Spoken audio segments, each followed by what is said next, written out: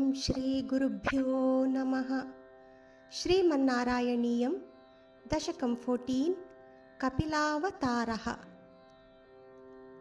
समनुस्मृततावकाङ्घ्रियुग्मः समनुः पङ्कजसम्भवाङ्गजन्मा निजमन्तरम् अन्तरायहीनं चरितं ते कथयन् सुखं निनाय। समये खलु तत्र कर्दमाख्यः द्रुहिणच्छाय भवः तदीयवाचा धृतसर्गरसो निसर्गरम्यं भगवंस्त्वाम् अयुतं समासिषेवे। गरुडोपरि कालमेघकम्रं विलसत्केलिसरोजपाणिपद्मं हसितोल्लसिताननं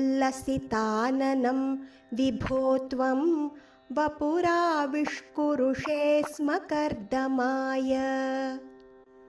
स्तुवते पुलकावृताय तस्मै मनुपुत्रीं दयितां न वापि पुत्रीः कपिलं च सुतं स्वमेव पश्चात् स्वगतिं चापि अनुगृह्य निर्गतो भूः।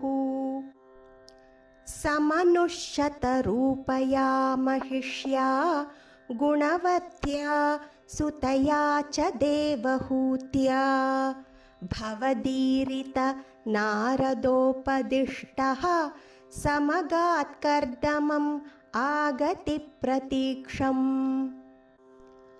मनुनोपहृताञ्च देवहूतिं तरुणीरत्नमवाप्य कर्दमोऽसौ भवदर्चननिर्वृतोऽपि तस्यां दृढशुश्रूषणया दधौ प्रसादम्। स पुनः त्वदुपासनप्रभावात् दयिता कामकृते कृते विमाने वनिताकुलसङ्कुलो नवात्मा व्यहरद्देवपथेषु देवहूत्या। शतवर्षमथ व्यतीत्य सोऽयं नवकन्याः समवाप्य धन्यरूपाः वनयानसमुद्यतोऽपि कान्ताहितकृत्वज्जननोत्सुकोऽन्यवात्सीत्। निजभर्तृगिरा भवन्निषेवा निरतायाम् अथ देवदेवहूत्यां कपिलस्त्वम् अजायथा जनानां प्रथयिष्यन् परमात्मतत्त्वविद्याम्।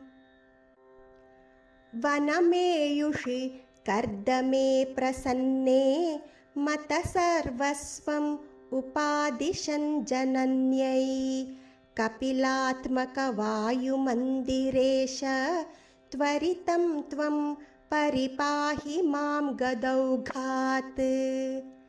श्रीहरये नमः।